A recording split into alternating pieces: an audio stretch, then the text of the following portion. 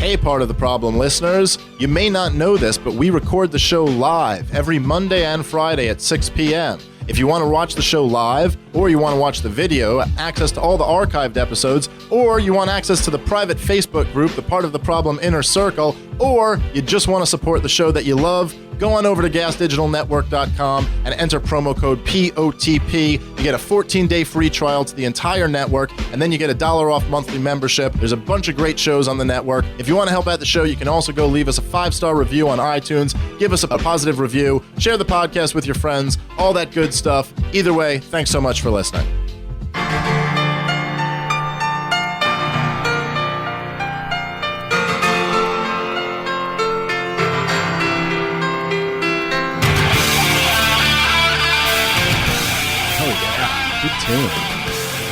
They don't make them like that anymore. All right, guys. As you know, I'm out here in Austin, Texas. I want to first up top say that I owe a member of the Tom Woods private Facebook group a shout-out for this podcast before we get started. I don't have his name off the top of my head, but you know who you are. You're out there because I had posted that I'm in Austin, and I was going to do some podcasts, and someone goes, hey, you know, Scott Horton lives in Austin. And I had completely forgotten that, and then I lost my mind and just started contacting Scott, and he was good enough to invite me over to his studio. So Scott, it's a pleasure to actually meet you after doing some of these Skype things, and thank you so much for having me and for agreeing to do a show. Yeah, thanks for coming by. All right, yeah, good to talk to you. So I have to let you know today's show is brought to you by Stamps.com. Let me tell you something. Busy, successful, charismatic, handsome people like myself, we don't go to the post office anymore. We don't. We're too busy for that. We just go to Stamps.com because you can do everything you can do at the post office on a website now, which is obviously inherently far superior to going to the actual post office. Go check it out. Stamps.com, literally you can do anything you want to. It brings the services of the U.S. Postal Service right to your fingertips. You can print official U.S. postage for any letter, any package, any class of mail using your own computer and printer. And then, of course, the post office comes and picks it up. So it really is a far superior service. I use it myself just to save time when I need to mail packages. I know Gas Digital uses it when they mail stuff. Anyone, if you got a small business, if you use the post office, it's a far superior service. So this is what you do. You go to Stamps.com, okay? They want you to check out their service, so they're going to give you a 4-week free trial. Plus, you get postage and a digital scale without long-term commitments, okay? So go to Stamps.com, you click on the microphone at the top of the homepage, and type in problem. That's Stamps.com, and you enter problem. Stamps.com, never go to the post office again. But anyway, for anybody who doesn't know, Scott, because you've been on my show a couple times now, and it's always more fun to do these not over Skype in person, which is nice. A conversation just always works better that way. We've been sitting here talking for 2.5 hours or something before we even started recording. That's right. As is predictable, I guess, probably. We've both changed our minds. We support these wars. Gotta protect American interests. The new consensus.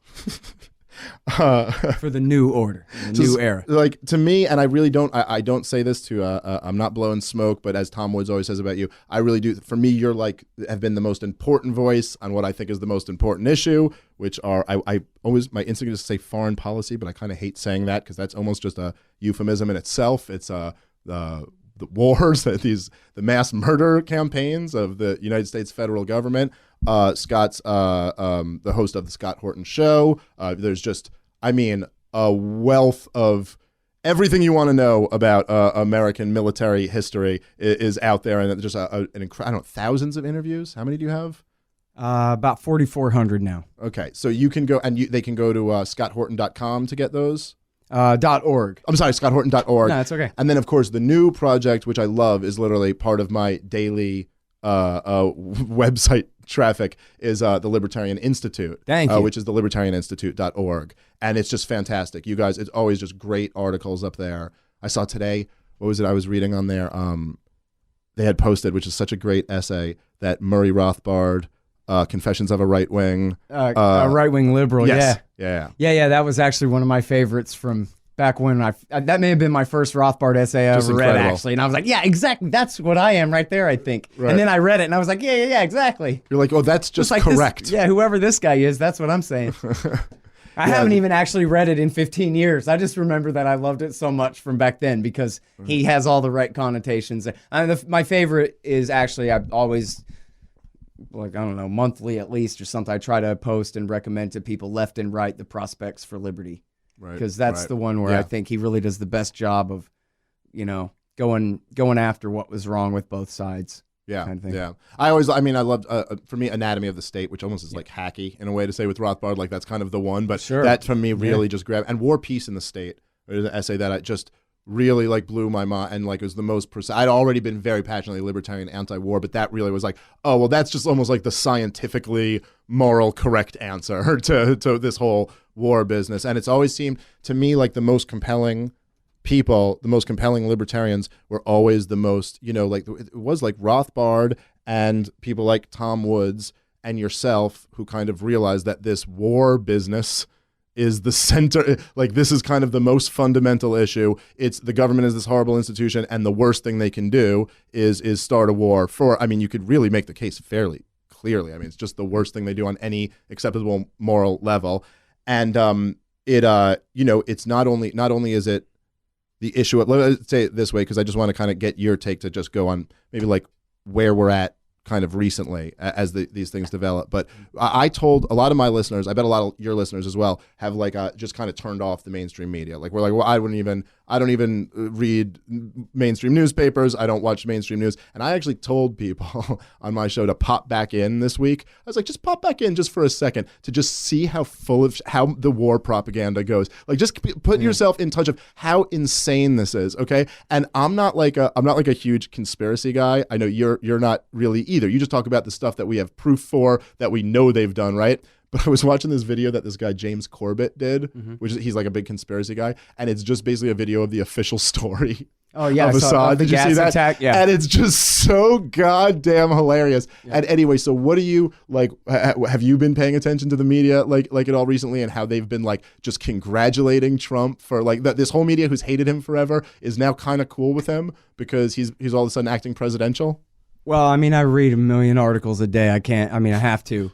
But I have not at all been watching cable TV news in months now, except, hey, Tillerson's about to do a press conference with, Sergei Lavrov. Tune in. Okay. But other than that, I just can't stomach it. I just don't. But, and I'm really busy. I'm trying to get this goddamn book wrapped up. So that's really consuming all my attention. So I spend a lot of time on media, but almost exclusively on only really substantive stuff. Try to figure out what's going on. Try not to read much about just the political slings and arrows going back and forth. Yeah, I guess you're saying very much. Yeah, you may not have. I do indulge in dancing on Hillary Clinton's grave occasionally. Like the coverage of this new book, Shattered, comes out. Oh, I can't wait. I can't wait. It's not even that juicy, but it's I just have to read it. I don't care. I have to read it. I just need it. I need to know every detail. Oh, I won't even read the book, but I just like the articles about it. I love just that the trash.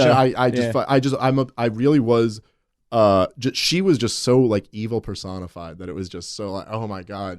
But I guess we really shouldn't spend any more energy on her and it's such a great. I've said this on my show before, but it's such a great like example of the state and why the state is the essence of the problem. Because like Hillary Clinton just a few months ago was maybe like the greatest threat to humanity, and now because she doesn't have a position in the state, she is literally an old lady in the woods. Right. And I don't give a shit that she's evil. It means nothing to me. It's just she has no power. She can't do anything. If this weak old lady tries to come do something to me, I will deck her in her face. Like I don't know. It's like I'm not. She has nothing. She doesn't scare me anymore. It's just when she's in the state. And now, of course, we got a whole different scary guy. I used to be a conspiracy guy much more, and I was always a libertarian too, but I always liked sort of the John Birch history of the world, where communism was a conspiracy based in New York, and where, for the purposes of having an enemy to fight, mostly, and where socialism in America mostly advanced successfully because they were just the useful dupes of the right-wing evil billionaire oligarchs who wanted a giant state.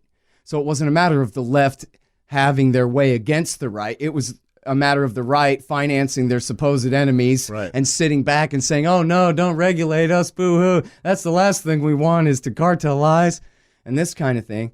But so my take, and I was, when I was younger, more outright conspiracy-oriented about it. But for me, that was kind of the crux of the issue, And my friend Rick McGinnis, who now owns the bumpersticker.com and Liberty Stickers that I had invented and ended up, giving to him because he's actually a businessman, unlike me. I was saying to him, because he was a Libertarian Party kind of guy and pretty smart, pretty well-read libertarian. And I says, but I don't understand how come all libertarians aren't conspiracy people? Because how do you figure the left was successful in a country that we unanimously understand is owned and run by very rich white Protestants mostly, even still, but certainly in the 20th century, right? And before that. Yeah. So what's the secret, man, right? Why isn't, And then he said to me in response, okay, but how come all conspiracy people aren't libertarians? Because after all, who cares whether it's the Masons or the Skull and Bones or the Zionists or the whoever it is, except for the fact that they have this gigantic government to wield over the rest of us all the time. Exactly what you're saying about Hillary Clinton. Right. Like, really, who cares if they're this, that religion? Who cares if they're this, that sect? If they're this, that, and that's ethnicity, why if they're this, that, anything, other than, as Will Grigg would have put it, paraphrasing Lenin, the ultimate question, who does what to whom? Yes, exactly. And so that's what we're fighting about. Otherwise, it's the answer who to cares? everything. It's the beautiful thing about anarcho-capitalism, and I don't mean to say it's the answer to everything. Obviously, there's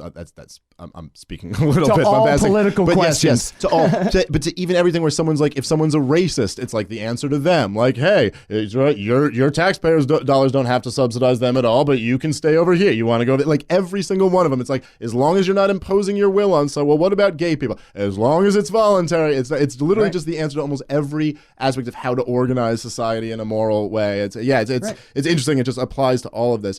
So, but you're saying I'm interested about. So, like, I kind of feel sometimes. I feel like there's almost two dynamics, and it turns me off a little bit because they're both very sloppy. One of the things I love about you and why you're kind of like, one of the guy I look to on this stuff is because you're very precise, and you take effort to be exactly precise, whereas some people like, say, Alex Jones, I find to be a little sloppy, and even if he throws out something, he throws out a lot of things that he can't really back up in their craze. But I will say this thing about that guy James Corbett I talk about, I think is a little bit more precise. But I didn't mean to like disparage him. But there's something where I go, okay, if the mainstream media attitude and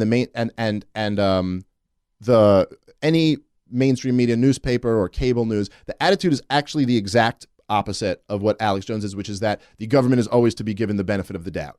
And Alex Jones's attitude is that the government is always to be, something suspicious and shady. And it's kind of hard in between those two for me to not go like, well, I'd rather be over here with this guy who's at least got the general premise down that there's a bunch of fucking lying crooks. Like people like me and you, I'm pretty sure are together and going like, oh, look, for what we know, for all the fucking information you have in your head about these wars, which really surpasses about anybody I've had extended conversations with about this stuff, we know how secretive the government is, right? We know that there's this whole deep state. We know there's all this shit going on that we don't know about. That we know that. And I think me and you are pretty together in saying if tomorrow that was revealed to us, I think we'd be pretty goddamn horrified with what we saw. I don't think that what they're keeping in there is it's like, oh no, there was nothing really horrifically immoral in there. It was all just kind of like they really needed to keep it secret for, protecting us, right? Yeah. So there is, maybe you can't obsess over what you don't know. You got to focus on what you do know. Right. But I would at least say people like me and you would probably grant the general theory of like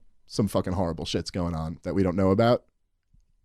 Yeah, I mean, I guess for me, I think all of this, most of what you're talking about, I think, is like tactical details of how they do what they do to specific people. That it may make a lot of difference which guy they killed that we never knew they were the ones who killed him or something. I'm not trying to play that down.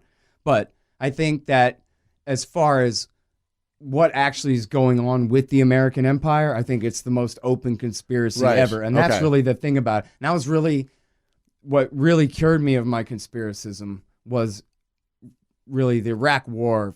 It should have been 99 when Clinton bombed Kosovo. I should have known better right then.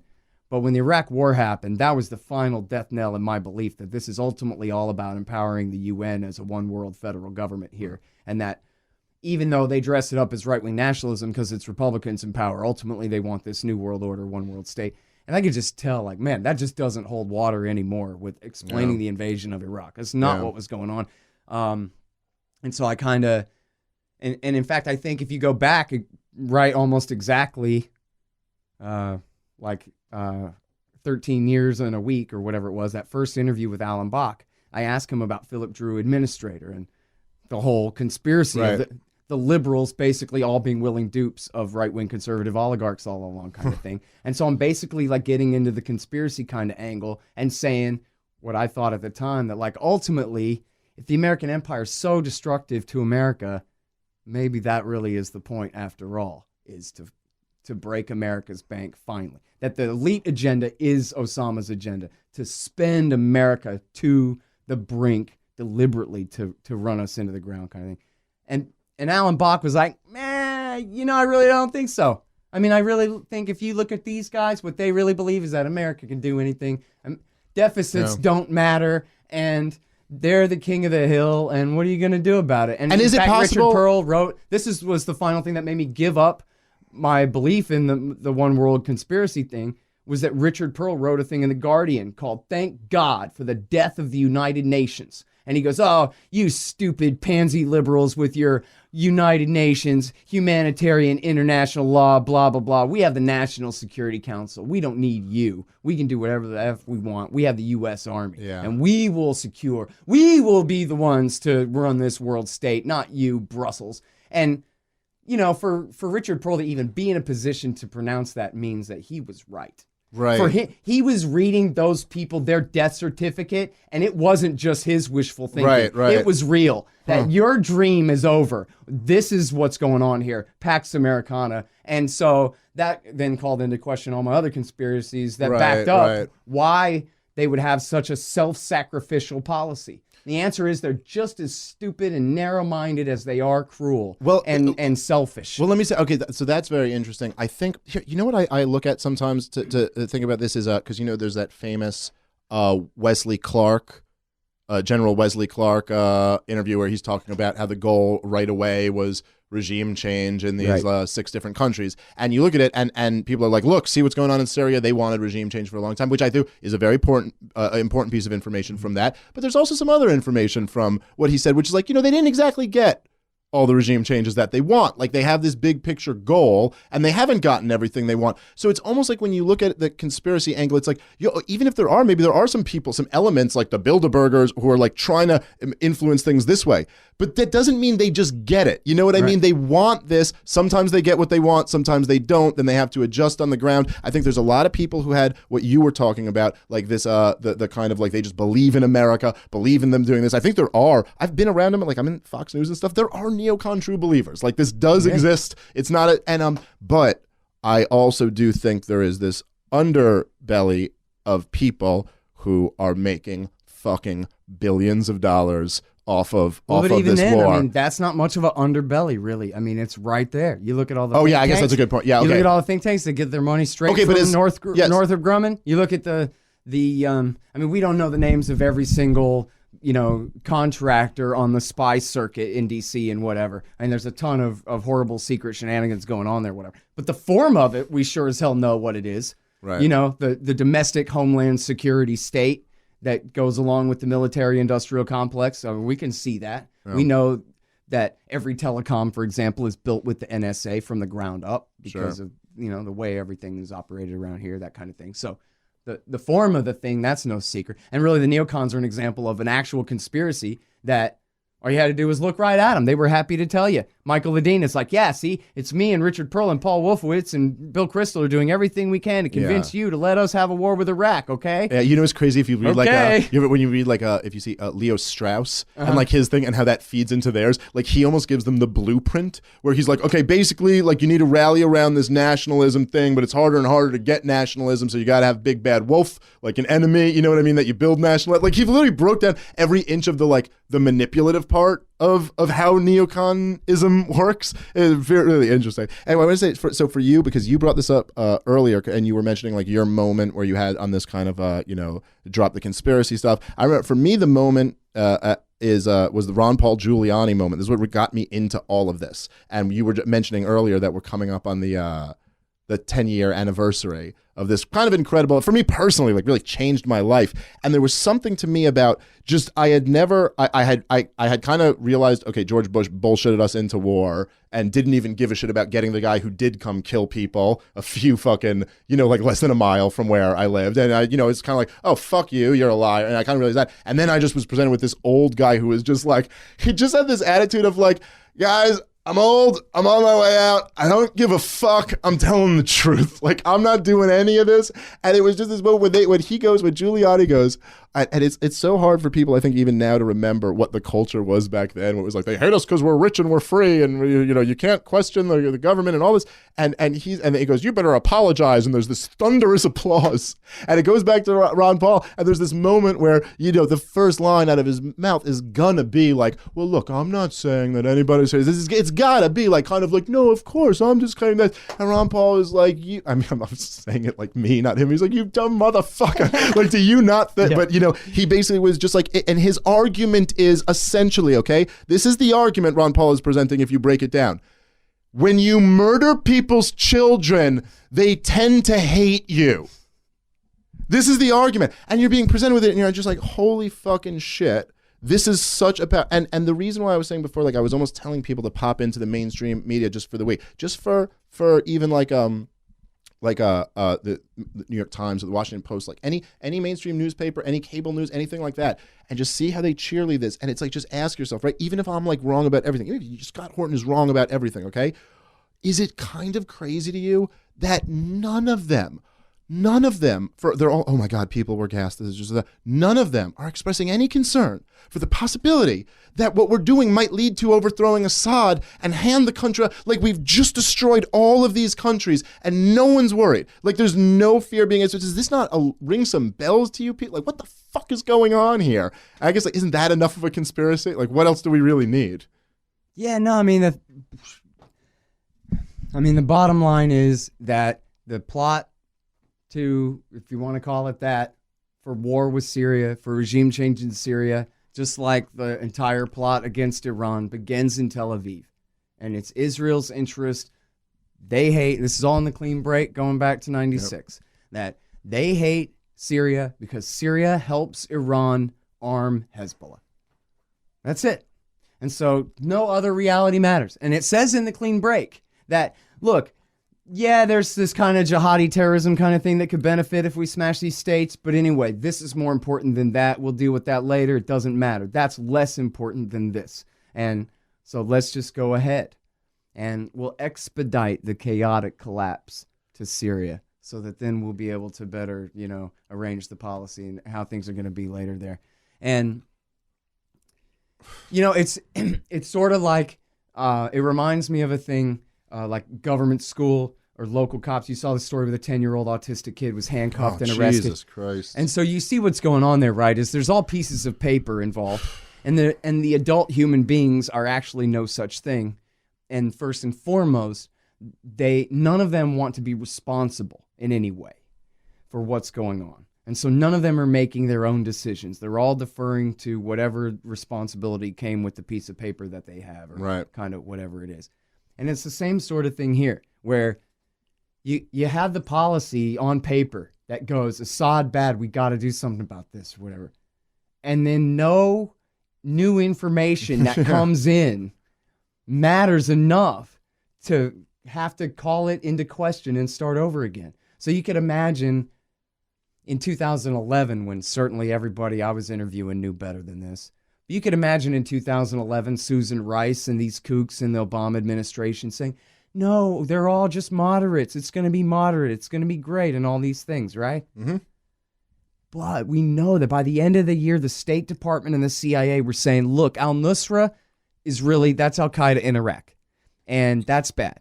And we need to be very careful here. And we know that Hillary herself acknowledged that by the beginning of 2012. And we know that it was just not even a secret. It was just reported information from 2012 on. And this is what we know. And that's what I was saying at the beginning. But they never could go back and say, well, but it's going to hurt Susan Rice's feelings if we pull out that piece of paper and rewrite what it says we're doing here. So it doesn't, we're sticking with the whole moderates thing, even though we know it's not true, even though that already didn't work. Yeah. We can't stop now. And there's something, and I don't mean to plead like they're they're so ignorant that they're innocent in any way or anything. It's all very, cynical and personal, really. It's like public choice theory. It's what's good for them at the expense of Syria, in the worst kind of way.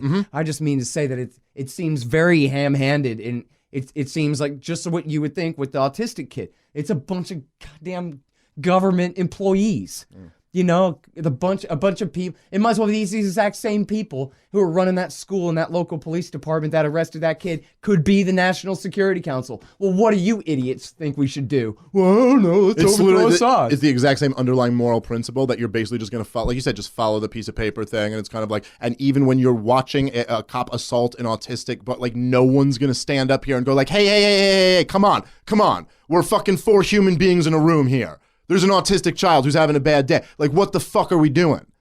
What are we doing? We're traumatizing this kid. Hey, look. This experience might fucking traumatize this kid. I might get in trouble if I go against the piece of paper, dude. Right. So screw you. Right. That's where we're screw that kid. What am I going to do? Protect the kid at my own expense? I mean, that's not what the other 4 people in the room are doing. Why would I be the one to do it? Right. Now you're in the mind of a government bureaucrat, basically. This is the authoritarian mindset. And, I've asked Peter Van Buren about this. Because, again, I'm conspiracy boy. This is all Skull and Bones plot. Why not to me? I don't know. So I asked Peter Van Buren about this. I'm like, Peter Van Buren, okay, I know that we're talking about government. He worked in the State Department for 30 years or something. Peter Van Buren, this doesn't make any sense. This is freaking crazy. Al-Nusra is Al-Qaeda in Iraq, and that means that I don't care about any other fucking thing you have to say. That's the only thing that matters, is we can't do anything that helps them in any way, dude. Right? End of fucking argument. So now explain to me why that conversation isn't happening in the State Department. Explain to me why that's not enough. Al-Qaeda, sworn loyal bayat to Ayman al-Zawahiri, yes. The butcher of New York City. The reason we're in all of this thing, according to this, is the whole thing. Yeah. This is the whole justification. Trump is still using but he has an answer. But he has an answer. And he says, because when you work at the State Department, your job is making Hillary Clinton right. When you work at the State Department, your job is saying, yes, ma'am, that's right. And here's the thing that you need to know that makes the thing that you already think right. That's your only job, is to make her look good and to make your immediate boss look good by helping him make her look good. That's it. Can I say, dude, from being over at like doing spots at Fox News, and I don't I have no relationship really. I mean, I've had some meetings with them and stuff, but I have no real relationship with Fox News. Like Kennedy loves me, and Tom Shalhoub was a comedian. He had a show, and I'm friends with Judge Napolitano. Like I know some people there, and they like having me on. But it's like you notice this thing there where like no one has to tell you take this opinion, don't take this opinion, if you're this, you're this. You just kind of know. It's all this kind of given. Like if you kind of come in and if you're with this agenda, you're going to start moving up. Like, what, you want your own show here? You want to like move up the thing? Well, who do you think is going to get that? And it's like some of us who are on there would just kind of like accept, like, yeah, I don't care. I'm not like really trying to do that anyway. I literally just want this to try to like maybe pique a couple people's interest and then get them over to like what we're doing here. That's all I care about with this. And it's like just cool for my career and stuff like that. But it's like, I don't give a shit about that. So, but you realize it doesn't have to be this kind of like top down conspiracy in that way. It can just kind of be like a pressure where like, what the fuck's going to get you fired. Like, do you want to, I mean, there are these people who... And Iraq War in 03 is the perfect example of that, where there's no Skull and Bones, nothing about that, even though Bush was the son of Skull and Bones. Still had nothing to do with it. The whole thing was like, come on, everybody, let's all jump on this bandwagon. And people were like, well, don't leave without me. Well, look, it was all right, as blatant as it could be. Fox News is the best example. Talk about getting ahead in business working at Fox News. The worse you are, the better you make money there, boy, no question about it. And you talk about Fox News in your era, think about in 02 and 03. Way worse. Make me afraid, son. Make me afraid. Get out there and scare the hell out of them.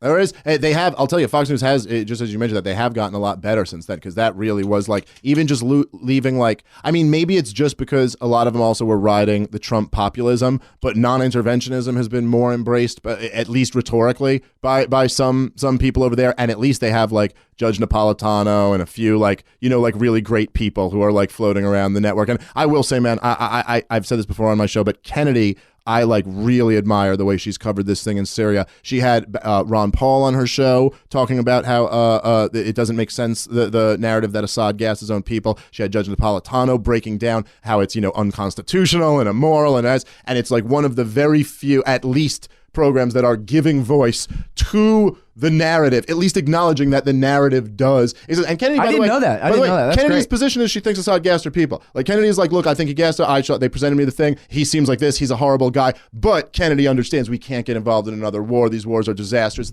So she's like, she understands that these people's voice should be heard, and it is nice to have an ally like that, somebody in cable news. No, who it's does good. I didn't some- know that she had Ron on about it and all that. Yeah, That's great. I'll send you the clip. He was that's cool. fantastic as always. So anyway, okay, what else? What was the other thing that I wanted to ask? So okay, let's talk about Trump a little bit. Try to give me just like a little overview because he's moving fast here. So what are the military actions that Trump has taken so far? How many countries has Trump bombed? Has he already? I think he's already bombed more than George W. Bush did. Well, sure. I mean, Obama opened all new fronts. Well, I mean, certainly Obama opened a new front in Yemen. Bush opened the war in Somalia in 2006, which Obama inherited and passed on to Trump, which he's expanded now. He sent not just special forces, but for some reason infantry in there to train. It seems like they would send Rangers for that. I'm not exactly sure if they actually are sending infantry to go to war against Al-Shabaab there or not. I'm behind on it, but that may be happening. Your concept of behind on it is a lot different than most. Yeah, well, probably a little, but compared to being up on it, up on the actual reality, not compared to what other people know, right. I'm behind. But what he really did was he announced, and we talk about the airstrikes, the cruise missiles against Assad or whatever if you want, but by and large, mostly what he's done is he's told the military gloves off on all the wars that we're already in, which are not wars against sovereign states. These are all wars that are against jihadist groups, whether it's local Taliban Pashtun resistance fighters or whether it's the last few members of real Al-Qaeda or in Pakistan, if there's any other than Zawahiri there left, I don't know. The AQAP and their enemies, the Houthis in Yemen, that's another thing, but they are still attacking Al-Qaeda in Yemen. Sorry for the ums and uhs. Somalia, and then, of course, the Islamic State, which means Western Iraq and Eastern Syria, Mosul in Iraq and Raqqa in Syria. And Afghanistan. The last two fronts. Now, well, right? Yeah, I don't know what to make of that because, honestly, I don't know everything about the people in Nangarhar province who are calling themselves the Islamic State, right. reportedly. As my best understanding, they're still just local Pashtun resistance fighters. They call themselves ISIS. I call myself Popeye's chicken. It doesn't mean anything. Right. Like it's supposed to imply, these are secretly magical, powerful Chechens or Egyptians or Saudis or Al-Qaeda type guys who are here that therefore now they have a safe haven and can attack us, as though Afghanistan has direct access to the United States somehow, which of course is never really true, but it substitutes for a good premise for an occupation. Yeah, it sure does. It sure does, and it really is amazing how many fucking troops did the Russians have in Afghanistan? I couldn't take it. I don't they had know. It was better than 100,000. Yeah, I know that. Yeah, And I think it might have been a peak. few 100,000, and we're sitting here right And they now. killed a million people. They killed a million people. And it really is terrifying what you say with this. The gloves off thing is really. It's almost kind of like code for targeting civilians or something like that. I don't know exactly what. It's just parsing BS paperwork at this point in a way. It's still Right. killing people, but there's a difference between Afghanistan's a war zone, man. So defend yourself, buddy, or whatever the rules of engagement are exactly there is one thing. But airstrikes in a place like Yemen, which at least before was under the control of Saleh, who's now the bad guy, but he was our friend. Right. He was our friend, the dictator holding the fort down. So when we were attacking his sovereign state, we weren't attacking his sovereign state. Yeah, wasn't we he were like attacking torturing within his sovereign state with his permission. Right. Wasn't he doing torturing for us basically? Like, didn't he have? Didn't I like don't know Obama? if he did. Well, certainly the Syrians and the Wasn't Egyptians. that the guy? Do you remember? What was it? I don't know if the Yemenis tortured people for us. you remember- Gaddafi did too. But you remember in Jeremy Scahill's Dirty Wars? Uh-huh. Do you remember? I didn't see the movie, but I read the book. Yeah, I think he said something about I'm blanking on the story, but didn't the Obama administration, there was a journalist in Yemen who the Obama administration called and asked to be, they were releasing him and he asked to be, and this is like official, like they asked for him to be back and he was tortured in jail, like pretty much after. I don't know how to, you ask for a man who literally is a reporter who's never committed any violent crime to be put in Yemenese prison. And Obama that's pretty much having personally them on the phone. Obama himself right. didn't He even admitted delegate it. Yeah. This was like on the White House from the White House. Now, I didn't know about the part that he was tortured, but I'm sure you're right about that. Yeah, I'm not saying That's what I just heard is know that he was. I'm I sure that's probably right. And I mean, we'd probably define any of us Yemenis prison as inherently torturous. So, but anyway, the gloves off means though that now we're going to treat Yemen as though it's Afghanistan, and now we're going to treat Somalia as though it's Afghanistan. Now we're going to treat Libya or whatever as though it's active hostilities, war zone, which just means looser rules of who you can target and kill. Man, than really before, which already were far too loose. You know? Right. I mean, what they do is, Bush marched the 3rd Infantry Division into Iraq from Kuwait and took the whole damn capital city and everything and stayed for 8 years and all this mess. So now any killing less than that is fine. And that's the perfect Bill Maher standard. And you say anything about Scahill says anything to Maher about, hey, Obama's killing people, and Maher says Bush marched the 3rd Infantry Division into Iraq. And Scahill goes, yeah, no shit, I was against that too. But to Maher, hey, a drone strike that kills 70 innocent people is still a surgical strike compared to a full-scale invasion, which, hey, as long as that's the only benchmark that matters, fine. But if the benchmark that matters is not killing 70 innocent people at a wedding, then that's a different story altogether. And that's the measure by which he refuses to take, you know? Yeah, and it's so strange to me. When you start bringing that up to Bill Maher, he starts, accusing people, and he did the same thing with, what's his name? God damn it, I'm blanking on his, the other one who works with Jeremy Scahill, who broke the Snowden story, Greenwald.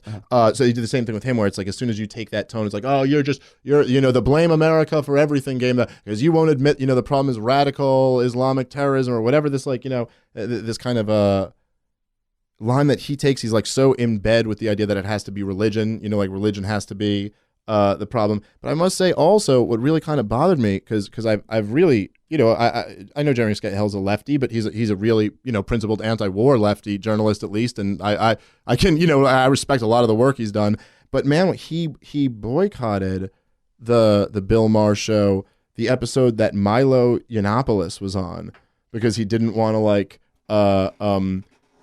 or something like that, like implicitly condone hate speech or something like that. And Maher is at least as bad as the other guy. Well, this is my thing. I said this before because I've had a couple alt-right guys on my podcast, and like I was saying to you before we got started, I'm kind of like, and the guys who listen to my show, they know this, but I'm kind of like, oh man, I'm concerned that we're losing all the YouTube comments have gone from Ron Paul 2012 to like Pepe the Frog memes, and I want to try to, like, instead of, we can't just be like liberals, like, oh, clutch my pearls, we got to like engage these guys on the issues and show why they're wrong. But it's like the amount of moral outrage I get for having Richard Spencer on the show, and then I can go on a Fox News panel with like a CIA guy, and everyone's just libertarians are just kind of like, oh, look, Dave's on TV, that's so cool. And like, I appreciate it, I don't think I'm evil for being on a panel with a CIA guy, but it's like, where I just can't, it's so weird to me that someone like Jeremy Scahill, who understands this foreign policy shit, it's like, this is your moral line, because some fucking flamboyant gay guy is like being provocative and going like, I think trans people are mentally ill, I don't even like trans people. It's like, okay, is he wrong? Who the fuck cares? Like, really, who the fuck cares? What I want to know is, who assigns what we're supposed to care about and not? Because it never works on me, but it's always amazing to me. Seems convenient, though. Seems convenient for the big government agenda. I'll say that, because we never seem to look in that area. We're always just over here. Oh, are there transgender bathrooms? Debate it out, guys, I mean, the thing is, it's a lot easier to be upset about what somebody says than anything they do, because if it's something they do, now you actually have to learn what the hell it was, and that's a pain in the ass. But you can sit there all day and go, well, you said something that hurt my feelings, and, make money, get attention. So there's an open conspiracy for you. Demagoguery works, dude. Well, that's been, the empirical evidence is strong on that. So what do you, I was talking about this on my last episode, but what do you think almost about, because there's debate amongst libertarians, but like the political process at all? It's like, as Donald Trump gets in there and is this crazy candidate who everybody didn't want to get in there, and what do we got? It's this radical change where there's a Goldman Sachs Treasury Department and we're bombing every country in the Middle East. And so it's just kind of like almost like the Hillary Clinton policy is still winning as you broke down on Tom Woods' show. Not that surprising, a guy who liked Hillary Clinton a few years ago. But there almost does seem to be this thing where like, on one hand, I feel like politically speaking, or in terms of electoral, strategies, there's like nothing we can do. There's just nothing. On the other hand, I think like I look at the bigger libertarian movement and I say, basically the movement losing steam correlates perfectly to Ron Paul leaving politics. And Ron Paul's still doing amazing work. Ron Paul's still putting out great articles. He's got an amazing institute. He's doing all this shit. But because he's not in politics, it's just not the Ron Paul moment anymore. And I'm like, fuck, maybe what we really need is a libertarian in politics to at least just carry the message, the movement. Keep telling us there's a revolution going on. And I just need someone saying that, What do you think? Find me a good one. I mean, I always thought, assuming you had the right candidate, you could get just a few stars to align. I mean, this shouldn't have to be magic, right? Except my first premise is the part where my argument falls apart, but bear with me. You get the Libertarian Party. You get the Libertarian Party to take their very best guy, and instead of running for president, they run him for Congress. They only do it in a place where they actually have a chance of winning. And they don't run him as, I'm the Republican who couldn't possibly win, running against a Republican who's got a pretty good shot at it. Because that's stupid. Instead, they run him, he's got to be good. He's got to actually be libertarian as hell. And not like in a goofball way, but in a really can get this across in a credible Ron Paul. Not necessarily in a Ron Paul way, but in as credible as Ron Paul way. Not some wingnut, but a serious guy who, Harry Brown or something, who could actually stand as a presidential candidate. But you're running for the House because, look, you're nobodies. Come on, we're nobodies. Yes. We are nobodies. Okay? So, but you're running for the House. You get one guy in the House to be as libertarian as hell and to have on C-SPAN his name say Libertarian next to it. And just try that for a minute.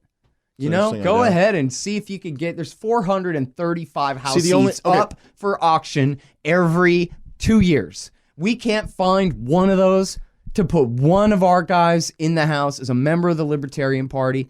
And what you need, though, is you need the National Libertarian Party to agree with me and do a national campaign for the one congressman. Okay, can I run him on the 4 years during a presidential campaign? You treat him like he's a presidential candidate. Right. But Yeah, just I get that. For the one I get what you're saying. House thing. Okay, I like that idea. I would just add to it that I kind of feel like, here's the only thing that I'd worry about is that I just think there's something about, like, to me, maybe I'm a little biased because, like I said, that Ron Paul Giuliani moment is like how I became a libertarian.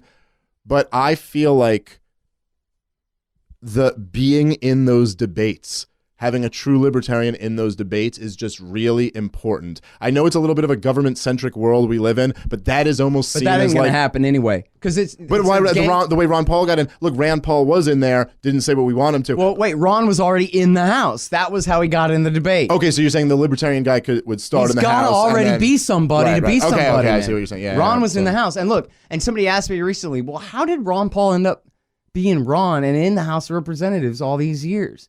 And, of course, the secret is he delivered a third of the population of his district. He had a completely fair, just natural monopoly on delivering babies in his district for 25 years or something. So 2/3 of families were Ron Paul families. They weren't just Ron Paul people.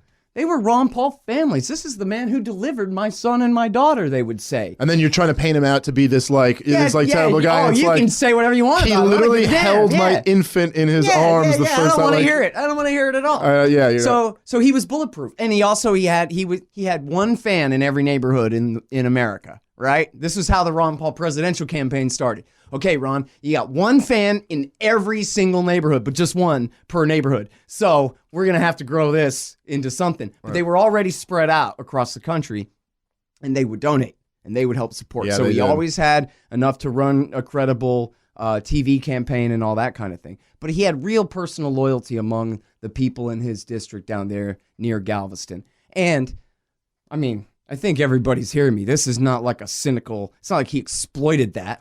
It's that he's actually a decent old country doctor as hell. And so they loved him. And so that's right. It's simple as that. No, of course. I don't mean to say like, oh, he was like, got away with something, because it wasn't like that. It was... I never thought about this until I remember hearing you say it. at one point. This what you're and I'm talking probably about. exaggerating on the 2/3 thing. But No, anyway. yeah, but he did deliver. He delivered thousands of Sure, babies. So yeah. whatever his district, I mean, but I remember just in my mind, you know, I knew he was a doctor. I knew he delivered like thousands of babies. But then I'm almost like, yeah, he did that, and then went into politics, and I never really put it together like that until I heard you say it. Like, oh yeah, this is why he was able to really be such a guy in his district dude. that was so popular, and that, and I realized that, and I'll tell you, there's like these two weirdly contrasting emotions that it evokes, because right away you're like, man, what a great guy, Ron Paul, and it's just like, oh, he's not, and then right away you go like, oh, that is actually really, really depressing. Right, because it means that like, was the only way he was able to do it. The idea of repeating that seems really fucking difficult. Yeah. And you're like, oh, God damn it. So you mean I'm not waiting for a leader? I'm waiting for a leader to start a 30-year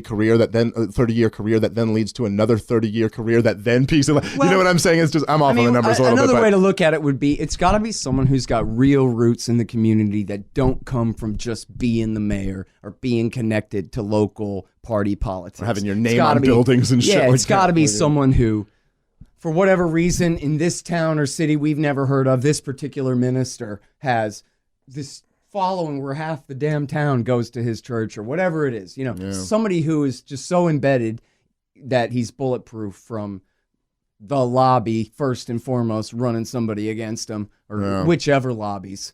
Because that's the way it works with the Israel lobby, is you refuse to go along with a vote, one of their votes one time, and they mark you down as you're getting primaried next time. That's it. No one, and even if they don't get away with it and you still win again or whatever, boy, it sure just says a precedent that they never forget and they never let anyone slide, and they always make sure that they're going to bankroll the guy who's running against you next time. So it has to be someone who doesn't care about that. It really is the center, because I'll tell you about it, we're saying like this whole, you know, this war business and just how horrific this entire thing is. It really is so central to the whole. Israel is so central, and it's kind of the third rail that no one, you know, wants to talk about. But it's like the whole Israel, the essence of the nation of Israel is like a completely unworkable situation that was unworkable from the start and forced in by ridiculous international bodies against the will of the people there. And the idea that there is the idea that they pretty much say all the time, they do this weird thing, the Israeli lobby and pro-Israel people and stuff like that, where they're always kind of like well, you know, if you don't support America, if you don't support Israel, then you'll have the one, you know, democracy in the region wiped off the face of the planet. And you're like, okay, so basically you're still not sustainable as a nation, is what you're saying. And everybody around you doesn't want this unsustainable nation there, and not for us propping you up, this incredibly unpopular nation would not be in this region. Like, and so this is right away where you start generating a lot of the hatred, and there's a lot of evidence that backs this up. I know I learned a lot of this stuff from you, but like a lot of like, what is it, like the Syrians after World War II wanted America to govern them, and there's like, they hated the British and the French were hated basically before World War II in this region, and then because we weren't really fucking with them, we were seen as kind of like the city on the hill, like, oh, okay, America's fine. And now, you know, like that fucking changed. And it's, I don't know, it's just a very clear, like, kind of as development. Eric Margulies says, oh yeah, no, after World War II, the Americans, as you're saying, hey, not only were we at least not the British, we had defeated the British and driven them from our shores, right. Unlike anyone else. The hated English murderers, the murderers of the planet. The scourge of the planet, the English. Yeah. Everybody hated them so goddamn much. The fact that the Americans had defeated them was like, you get the benefit of the doubt for a little while. Let's see. And like they really had a good attitude. The Americans that's what Margulies says. Meaning like that the Americans overtook them as the world power, kind of? No, I mean, the revolution of 76. Oh, okay. I mean, like, so, okay, I understand what you're saying. Yeah. So they loved the idea. So that makes sense. Okay, I understand what you're saying. And no one else ever did, right? Like they stayed where they wanted. They killed who they wanted, did what they wanted. Yeah, in our case, it was a special circumstance. It was a bunch of white English colonists that they were going to be killing, or were killing, but that could only go so far, which is different from you can kill every last Bangladeshi and nobody's going to say anything. Well, they will, but yeah. That's interesting. There. So it's like we beat the British, and also like if you knew anything about, I mean, like there was a lot of rhetorical stuff that was just great about early America, like even from our position now, even though like we didn't follow through on a lot of it, but like, you know, there'd be all those like quotes from all of the American founders of staying out of intervention and not doing that. I mean, you know, like if you were in South America, you probably didn't really buy into that shit. But if you were like in the Middle East, you're kind of like, yeah, America stays out of everyone's business. Like that's kind of what they did, you know? So it's like, but it's interesting to see that to see that, so there's this dynamic with Israel there where like I just don't see how it's really workable. Now, that so as long here's as my thing. Israel's I'll there, differ with you we're not a all little bit going to about hate that. each other. The way you described it at first there about how unsustainable it is, I mean, I absolutely agree with how criminal it was, the way they established the thing and the Nakba and driving the people off the land and all of that. However, I think that they could have gotten away with it. The thing about it's ultimately had to be unsustainable no matter what. Maybe that's true. But the counterfactual, the obvious could have been here is that in 1967, instead of giving the West Bank back to Jordan, a Jordanian domination, which their excuse was, well, we don't want there because they can launch a war from there. Well, let the Palestinians have their own state, right? And the hugest part of the controversy for 50 years now has been this endless military, not even martial law, but war law occupation, like taking the gloves off, a whole other level of domination than martial law. This is a foreign occupying army, like America in Baghdad is the IDF in the West Bank for 50 years now. And this is what has made the whole thing completely unsustainable. And the fact is, I don't think it's utopian at all. I think it's just as obvious as it could be, really, that if the Israeli policy had been like, hey, we beat your ass, but here, good sport, shake hands, you guys can have your state. Of course, never let the Palestinian West Bank militarize and threaten Israel, as though that is even a possibility that they could really threaten Israel. And let them have independence, of course, Gaza and East Jerusalem and the Golan Heights as well. But I'm focusing on the West Bank because that would be the core of the thing. And Israel's decision, their government's decision that no, instead we're going to take the whole West Bank for ourselves, even if it takes 200 years of facts on the ground and slowly driving these people away and depriving them to death and this kind of thing. We can't do another Nakba, but who cares, man? We'll just do it for the next 5 generations if it takes that long. We'll just do it in super slow motion. Yeah, no, I agree with you. I agree with you. That's what has made them it. Yes. Yeah. So in other words, that sealed the fate almost of this being a fucked up. But it doesn't mean it's fair. Like, hey, the right of return. Sorry, you can't return. But you can return it to an independent state in the West Bank where we're not going to come and kidnap your children in the middle of the night and torture them. How about that for a compromise? You know, you can just have your own. Yeah, so state. I certainly agree with you that. I mean, I think I don't. When I say like Israel can exist, I do think Jews and Muslims could live peacefully, and I think before the state of Israel, they were much better. I'm even talking about a Jewish exclusive state as they want it. But that's my point. Which I'm not saying I'm for, but I'm just talking about whether that could have been possible for the long term. That it was kind of unfair, but we carved out this Jewish state here, and we're keeping it. But after all, let's all get along because that was a long time ago and whatever. But try then honestly to really get along with Egypt and Jordan and Syria and Lebanon and the Palestinians as well and be decent neighbors to people, then I think it would be a bygones kind of situation. Maybe you're right. They would have gotten away with it. But we're never going to see that because they sure decided to the dark path instead, to do the wrong thing instead. And now look what they've done. They created a situation where the Israelis' worst nightmares come true, where they're up against the wall, where they have to either give up the entire West Bank after all this anyway, or they have to eventually let Palestinians vote, at which point their Jewish democracy's over and all they've got is a democracy. And really, in reality, that's gonna be rough. That's gonna be rough over there. If they let Palestinians vote, which they're not going to do. You know, and by the way, there'll be a civil war first. I don't think people like me and you who sometimes like, we'll push back against this kind of like, well, the problem is radical, extreme, radical Islam, whatever, that stuff. It's not like, I'm not saying that there aren't radicals, and I'm not saying that after a kid who's grown up in the West Bank and from age fucking 7 years old has had some Israeli soldier point a gun at his grandmother and scream curfew, and then if she doesn't run back in her house, fucking knock her down on the ground and like arrest her if she fucking touches her. Like that kid, yes, if you start giving him a vote, I don't expect him to be a good Rothbardian libertarian. Like this motherfucker might be out for blood. We're just saying like maybe like the way to prevent this in the future, is to stop this fucking kind of, where did this get triggered? I love that example though, because nobody would pretend, or only a damned liar would pretend that kid is an Islamist fundamentalist. He's a radical, all right, but he's a political radical, against the very human, earthly situation he's in. I'm not saying he doesn't have a Quran at home that he reads, right. but the triggering event here, it's like I was saying before, like I used this example once. I'm never great at these like analogies or metaphors or whatever, but I'd be like, it's like if you there was like a guy who was a serial killer, and then you found out like, oh, well, his parents locked him in a basement and like beat him half to death like every day, and then he grew up to be a serial killer, and I'm kind of like, oh, well, he's a serial killer because his parents locked him in the basement. Like, this is what led to him being a serial killer. And you're like, well, also they were Mormon.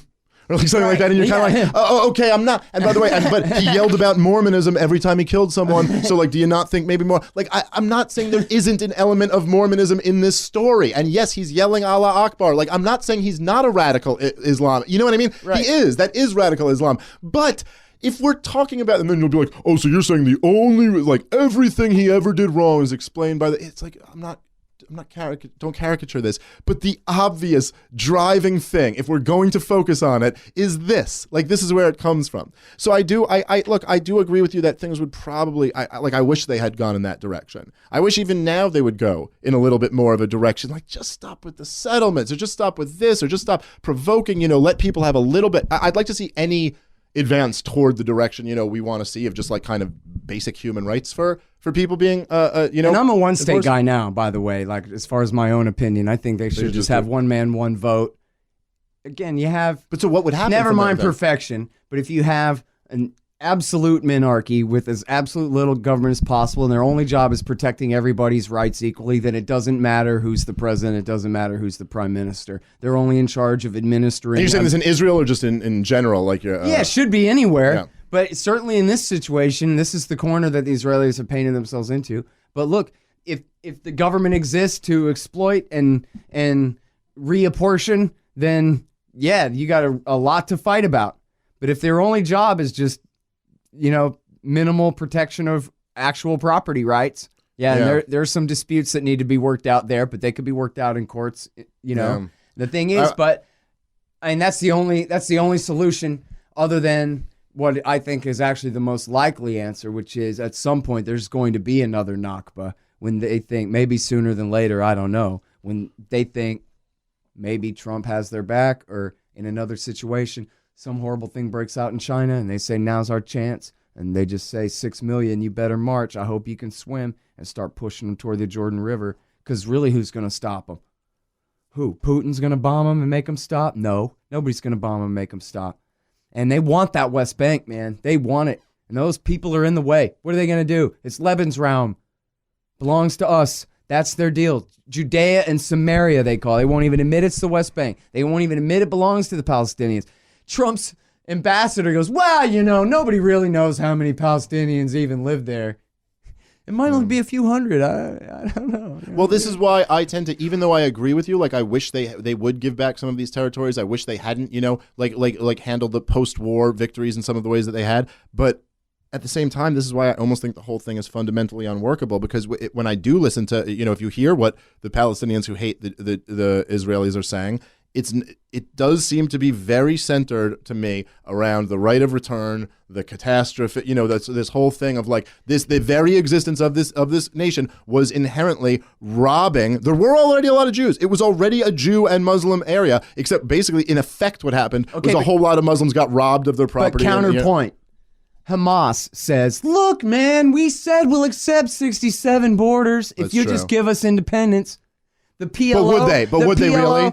The PLO said they would in 1988. That's true. In 1988, they were like, "Uncle, motherfucker, fine." Yes, and I wish they had taken that deal. We'll take 22% in 88. We'll settle. You already won. I know, but now it's a new argument. Can the Israelis take all the West Bank or not? No, you're right. That's a different question, I agree with you, but I almost wonder, it's like a thing where like what you were just saying, like by their very nature, by the nature of what Israel is, this thing isn't going to work unless they do it. If you said, again, I'm a kind of one state guy, but okay, like think of it, just think of the experiment here. You go ahead and lift the siege of Gaza. Yeah. Let them have independence. Let them have an airport and a seaport and a foreign policy and whatever they want. Same, and ally and form a coalition government with Fatah in the West Bank and East Jerusalem and have an independent state. Let them have an economy. Let them have 3G cell phone service instead of just 2G.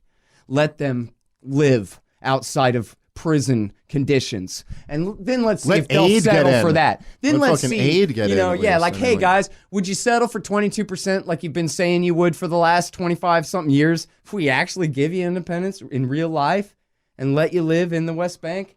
You know? No, yeah, look, But I the agree. problem This would is be the great. settlements are already there, and what, these right-wing Jews are going to let these Palestinians return from their refugee camps around the Middle East and move into these former Israeli settlements? No. I mean, I guess they could demolish them all and let the Unfortunately, Palestinians I start think over. your first scenario is more likely about them just marching people into the. I mean, it's unfortunate, but It's it seems more power. likely. Hey, gun control works, man. You know, ask any right-winger you know. Hey, you're against gun control, right? Hey, what about Palestinians? They got the right to bear arms? You think there's a reason the Israelis won't let them own rifles or not? You Yeah. know? It's not because they would invade from next door. It's because they already lost and are ruled.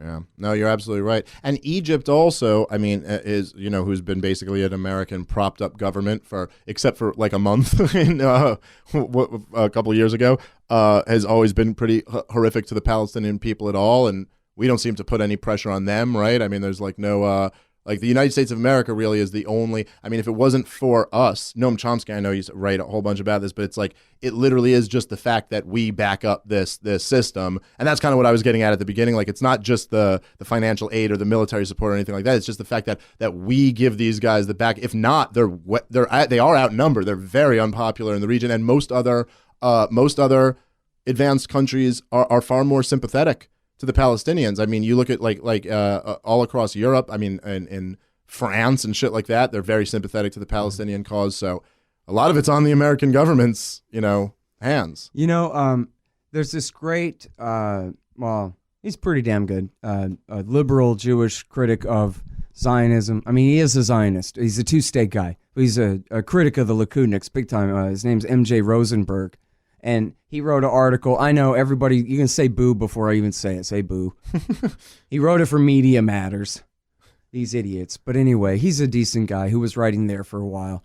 And he had this great article back years ago. And it was just, man, it blew my mind when I read it. I interviewed him about it too.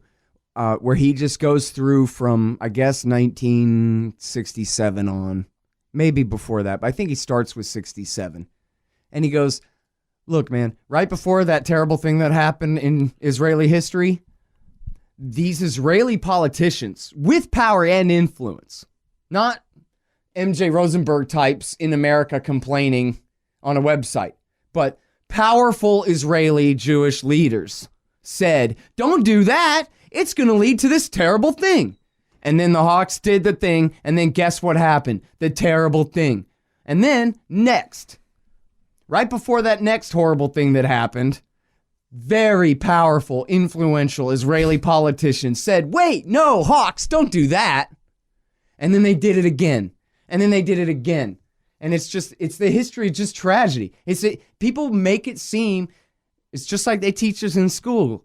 Hey, look, it's a democracy. And that means everything that happened had to be the way it happened because the people who did it were elected by the people to be the best people and make the best decisions. So they must have been the best decisions. So history is etched in stone. That is the mentality. And the truth is that no, damn it, like 10 times in a row, just like in my life, in my time, I said, no, wait, don't do that. And then they did it anyway. And the thing that I said was going to happen was going to happen. Only I'm nobody, I understand. Right. But in this case, we're talking about it was minister this and prime minister that and ex-general, what's his name, the 4-star general who created Israel in the goddamn first place, was the one saying, no, don't do this next thing.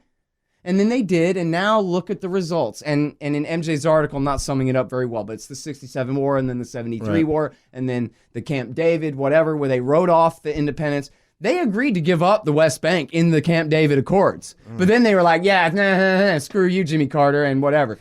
All we wanted was our peace agreement with Egypt, subsidized and enforced by you. But the part about giving up the West Bank, forget that. Anyway, so he had a whole list of these going for 40 years. And it was like, dude, you got to admit that if he had his way and if these peaceniks had their way, it wouldn't have to be this way at all. Absolutely. You would have this, I believe, that is absolutely possible, that you would have this curiosity of this funny little Jewish state that's actually led mostly by a cast of white Europeans in the Eastern Mediterranean among a bunch of Arab Muslims. And it actually more or less works out because, hey, they have trade relations with each other. They have mutual respect. Yeah. They were, even the Nakba itself, the travesty that it was mostly a march, less a massacre. Right? It's like there were massacres. Yeah. There were massacres. But what it was that 175,000 people, whatever it was, right, were expelled. They were expelled. That's horrible. Yeah. Okay? Yeah. But let's not pretend that history isn't full of everybody expelling everybody all the time. Every nation is pretty much built on that. Yeah, and not that makes it okay, but that means that it makes it forgivable and tolerable and acceptable that we can live together anyway. Yeah, no, you're right. All right, that's a strong argument. I really believe that. All right, Except I think that Israel's run by a bunch of complete assholes, and so they've made sure that that's not the case. They're horrible. Right. They're just villains. And you look at the way they treat the Palestinians, and it's going down in world history forever, the way they treat the Palestinians. It's absolutely a nightmare. If it wasn't Israel, it was anybody else doing that to anybody else, America would use it as an excuse to bomb them off the face of the earth. Yeah, no, you're absolutely right. If it was the Palestinians doing to the Jews what the Jews are doing to the Palestinian Muslims and Christians, we would go to war against them. We wouldn't let the Jewish ghetto in the Gaza Strip, we wouldn't tolerate that siege for one day. You would have American Marine Corps in there slaughtering the people. Doesn't it seem to be doing that to them? Doesn't it seem to be like if it was, if they were like basically our friends and they're doing business with us, like if they're Saudi Arabia or Egypt or something like that, then it's like, cool, you can do what you want to do. But if you're the guy we want regime change with, and there's if there's one report that says you looked at someone the wrong way, it's like we're fucking going in there. So it becomes this thing, and then they pick and choose the convenient ones. But even their best friends, they always betray. So even then, they're like building up a record that can be exploited later at some point. But the thing makes no sense. And of course, like even in the fundamental, like even let's say they weren't all these disingenuous fucking pieces of shit who run it, but like the whole Wilsonian or George W. Bush, basically same thing of like we're going to make the world safe for democracy, or that George Bush said he's going to rid the world of tyranny is like his goal. And it's like he's like even like me and you are like if you just take a step way, just philosophically, me and you are way on board with ridding the world of tyranny. Like I'm all about that. Yeah, let's rid the world of tyranny. It sounds like a new name for a general warrant on all of mankind. Exactly. It's like the thing is that maybe, even though it's funny thing is we're like these fucking like libertarians. I'm an anarchist or whatever. It's like these things where it's like people are like, oh, you live in the clouds, But I'm almost like, I do want to rid the world of tyranny. I think it might be a tad unrealistic for your second term goal to rid the world of tyranny. So, and it's like this thing where they go like in Syria, they're like, oh, are you just going to sit by while children die? And this is Donald Trump, beautiful little children being gassed, this whole thing. And you're just like sitting there, and it's almost like you have to say to somebody, like, I know it's not as warm and fuzzy to say, but you sit here, you go, guys, we sit by while children die. Yes. We do. This is part of existence. I know it's a little bit hard to deal with, but we are constantly right now sitting by while lots of children are dying throughout the world. And of course, you can't save all of them. That's accepting for the sake of argument the false premise that war isn't all America's fault in the first place. Of course, that Assad wouldn't have won it in 6 months if it hadn't have been for the USA. Even if it wasn't all of this, right? Even if there weren't the business interests and there wasn't all this money and it wasn't the bullshit plans and they weren't lying and there wasn't the secrecy, if it was just a noble army, something that by the very nature of mankind you will absolutely never get. But if you could get an army that was actually a noble army that just goes, anytime there's a bad guy or genocide, we're going to go fight a war to stop that guy. It's like, well, dude, by any reasonable standard of human liberty, you would have to like go to war with like the majority of most continents. Literally the majority of the world does not exist in enlightened, free ways. It's unfortunate. I wish, like you said, they would do more of these. I wish people would move more in that direction instead of constantly moving more toward war. But the idea that a military could go around the world and bring everybody up to, it's all just so...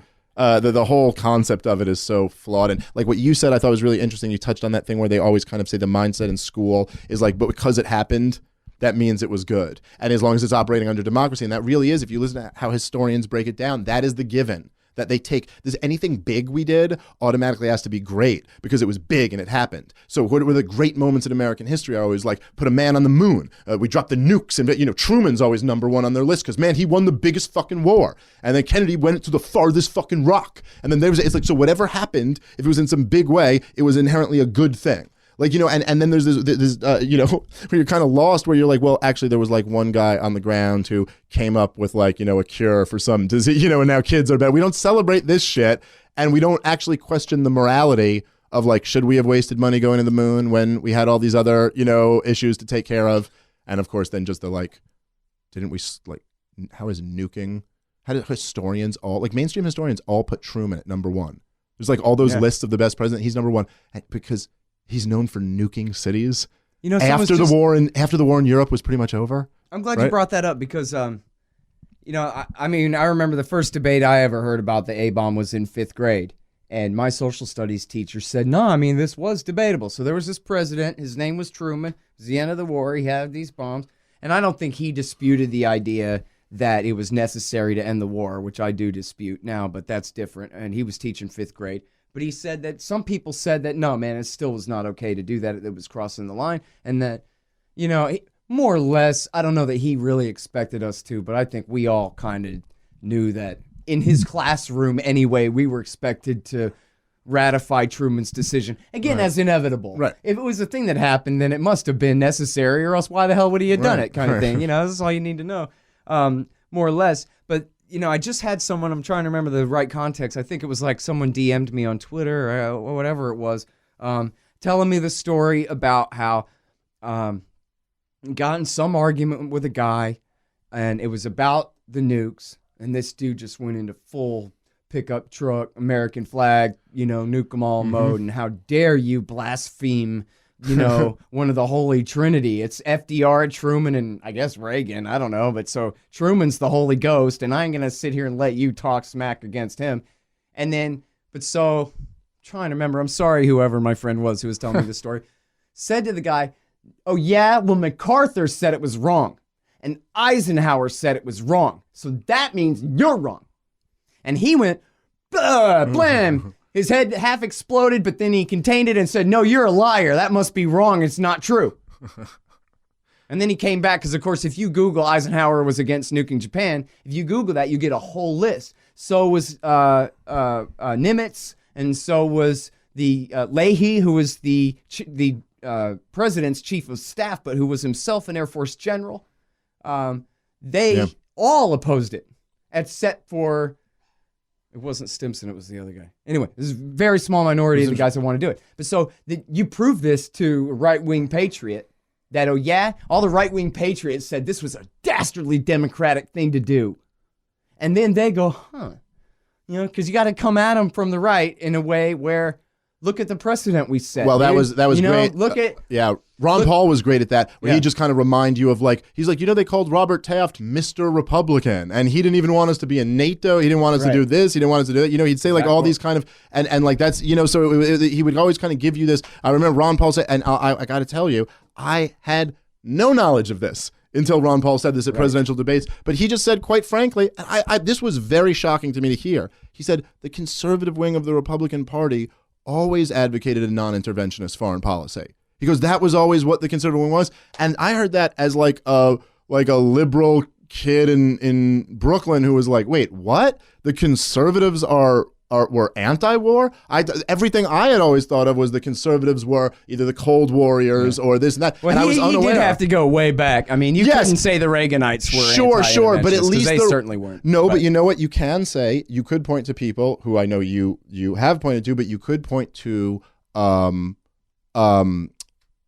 Pat Buchanan, and you could point to people like Russell Kirk, right? Who after the Cold War. After the Cold War, did at least what they in their mind showed after that was that there was still this lingering, like to a lot of them, they were inherently non-interventionists, but then the bullshit propaganda they bought into was that because of the communists, we now must, be interventionists for a second, but then return to this kind of thing. You know what I mean? And Ron Paul at least let me know that there had been this previous thing. Right. That because even people like William Buckley, right, and like really hardcore Cold Warriors, if you read their writing, they'd almost justify it on libertarian grounds. Well, that was their excuse. Yes, no, I know, but just even the fact that they have to do that, shows you something. Right. Like even the fact that the Republicans today are still talking about small government. None of them are fucking small government. That's the genius of Ron Paul too that you're really getting at, is that he's confusing for just a second. Yeah. Right. That's what I always try to do is. Like, in 2000, I would tell people in my cab that, from my point of view, they would say, well, who are you supporting? And I would say, well, I couldn't support either because, of course, Al Gore is a fascist and George W. Bush is a socialist, and I won't have any of that. And so if they knew enough about politics to be confused, they would say, I think you're confused, or I'm confused by what you're trying to say. And I go, well, look at it. I mean, Al Gore, he's a militarist, he's a capitalist, he's a conservative, he's a right-wing Democrat is what he is. He's even got Joe that Lieberman's He's friend. even got that environmentalist thing, which the fascists all kind of had, right? Like they were all like big into that. In fact, that helps actually mischaracterize him as a real sort of progressive wing guy on the left when he's really not. No, he really he's not is at all, a very center-right guy, a very Bill Clinton-esque, third way conservative. That's how it always is. The conservative Democrat versus the liberal Republican, And then I'd say, and then look at George W. Bush. He's, Ted Kennedy. And what did he do? He started passing all of Ted Kennedy's bills as soon as he got to office. Yeah. No Child Left Behind and Medicare Part D and all these things. Just like I said, he's a centrist liberal. He's the son of George Bush, not the son of Ronald Reagan. And even Ronald Reagan turned into George Bush the moment he got to D.C. anyway. For whatever that's worth. Not that I would support a right-wing policy, but I'm saying he wasn't even a right-winger once he was actually in power, just sort of like in a Trumpian way. We're like, forget all that stuff I said, And literally, as David Stockman wrote earlier, he literally sent all the Reaganites home after the first year and a half or something. Everybody who was from the west of the U.S. all went home, and the rest of the permanent government took over again. Kind of thing. Anyway, and then I'm off on my tangent, but the point being that people go, that doesn't make sense to say that Al Gore is the fascist and George Bush is the socialist until I say what I mean for 1 minute. And then they go, I guess I see what you're talking about. And then, hopefully they learn a little bit of something from the new clarity. At least kind of piques the curiosity. There's a little bit more to the way that all this stuff is categorized for us than just the way it's categorized. And there was something get into some more substance about exactly who's who and what it is that they're about. To me, the anti-war guys to me were lefties before Ron Paul. Like I just it was that simple to me. They were all out on the left, and then it was so interesting. Like, I've never heard anyone say I'm anti-war and for the free market. And then you think about it for like 20 seconds, and you're like, that's the consistent position. Like the consistent position is to be against state intervention in both, and then it's such a clicking moment that you're like, it's so weird how they do divide up these two things. Like you can kind of pay lip. By the way, neither of them support either, but the Democrats pay lip service to one, and the Republicans pay lip service to the other, and it's like it's just an interesting dynamic. And I think there are these like paradigm shifts that people kind of go through when they realize those things. Like, oh wow, this whole thing. This whole structure is bullshit, and it's been created to kind of keep me not focusing on what is really, going on, which is like the Federal Reserve is fucking stealing from everybody and using the money to go fucking murder people in third world countries that like a small handful of people are making billions of dollars off of. By the way, thanks for bringing up the most important subject in the whole world, because this is at the root of everything. I mean, it's Congress's fault for creating the thing in the first place. Sure. So, no Congress, no Fed. But other than that, assuming the Congress, the Fed really is that, people blame it for a lot of things, but it doesn't get the blame for causing all the social strife in this country where everybody hates each other so much. And it's true that there are some issues for people to fight about that are not economic issues, like abortion and whatever, in groups and out groups, country versus rock and roll, and town and country and whatever. But mostly people just fight over. I'm gonna have to edit this because I fucking forgot my train. No, the Fed goes in the social strife. Yeah. So the thing, what it all comes down to, really, though, is everybody's kind of unstable anyway, and the reason that they're unstable is because the government central bank creates a situation where they build up this bubble and then it pops, and they build it up and then it pops. Now, those of us like lower down folk, we don't even feel the bubble when it comes, or just barely, But then we feel the pops again, man, we feel that, and everything shuts down. And every one of your friends who doesn't know Austrian school, whatever, will say, God, it's just like everybody just quit spending money. Yeah. All my customers are gone. Everything just stopped. And nobody understands. Now, 1 man in 10,000 understands it, to quote Hazlitt or whoever it was that said that, right?